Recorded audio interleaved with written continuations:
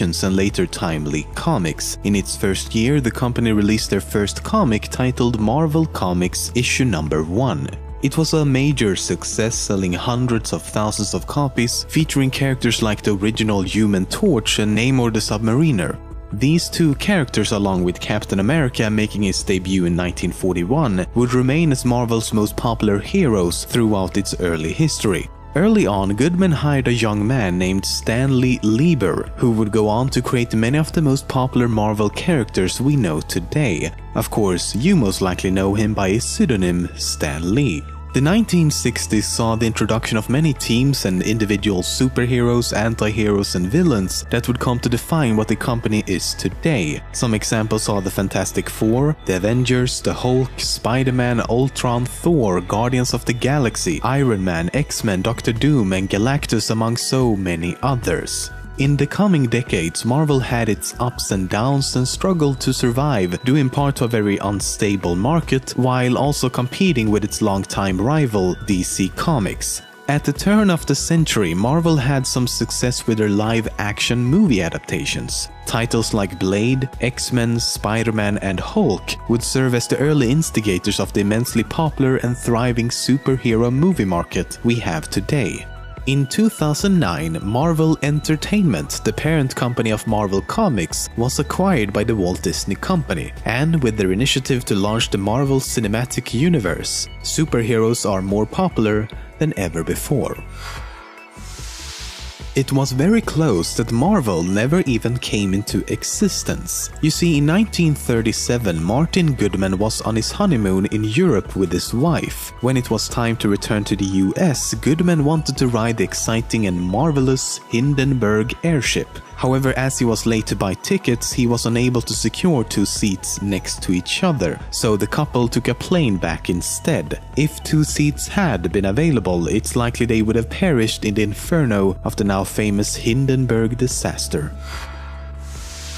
In 1979, comic book artist Dave Cockrum decided to quit his job at Marvel. In the process, he also left a resignation letter explaining why he wanted to leave the company. Now, at roughly the same time, the comic Iron Man issue number 127 was released. In it, Tony Stark's butler Edwin Jarvis also decides to quit his job. Jarvis leaves a resignation letter as well, but it doesn't make much sense. As it turns out, someone at Marvel decided to use the resignation letter left by Cockrum in the comic, the only difference being that he replaced the word Marvel with Avengers. 3 issues later, the confusing letter was explained as a mistake, but some think it was more of a deliberate prank. No one's really sure how the letter ended up in the comic.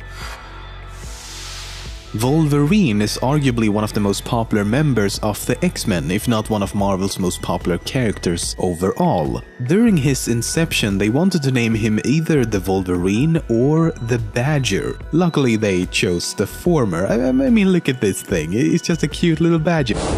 Now, once they did, the initial idea was for Wolverine to be an actual mutant Wolverine. This is even suggested in the comic X-Men issue number 98, where a scientist mentions that Wolverine is different from the rest of the mutants and doesn't even appear to be human. Another weird thing is that in the beginning, Marvel had a rule that Wolverine could not have visible arm hair while in costume, but when not in costume, it was completely fine.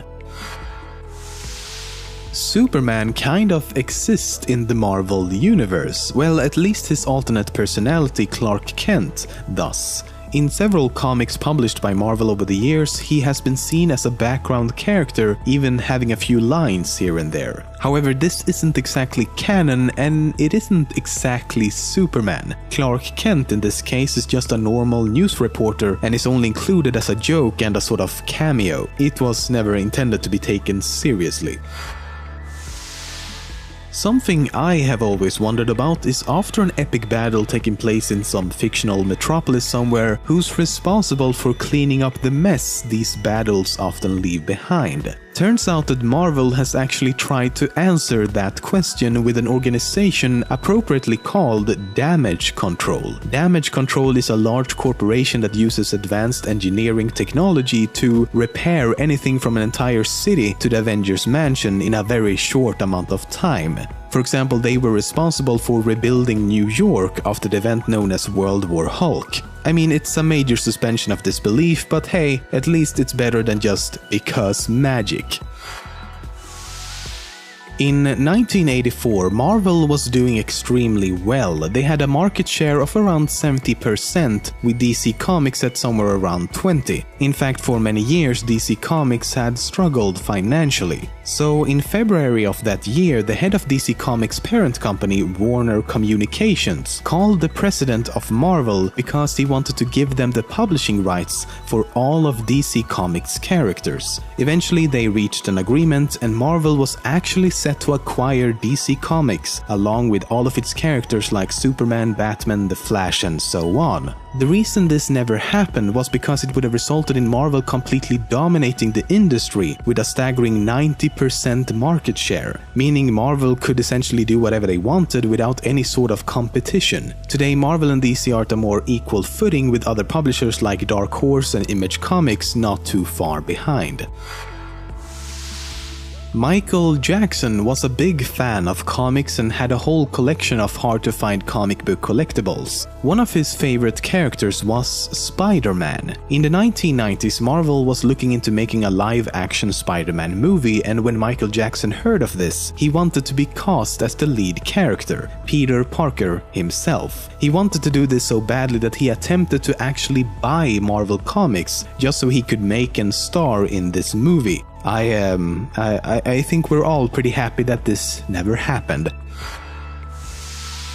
Aside from the more common characters that get their own movies, TV shows and the like, Marvel has a lot of really weird and obscure characters as well. Some examples are the Pet Avengers, which is exactly what it sounds like. The Avengers if they were animals. Then there's Spider-Ham, which is Spider-Man if he were a pig, and his real name is not Peter Parker, but instead Peter Porker. The Phone Ranger, who is skilled at repairing phone lines and phones. Bird Brain, a human bird. Matador, who's a matador. Leapfrog, literally a man in a frog costume. And then there's Ice Cream, who has the ability to turn himself into ice cream. Why? A large part of the X-Men storylines follow the characters' struggle to be accepted as ordinary people, how society sees them as freaks of nature and not humans, which makes it kind of ironic how Marvel spent years trying to make the case that X-Men figurines should not be considered humans. They did this to avoid a certain tax rule that would have cost them a lot more money. The rule essentially states that human-looking figurines should be defined as dolls, while non-human characters are defined as toys. Sorry, Xavier and company, even your creator thinks you're less than human.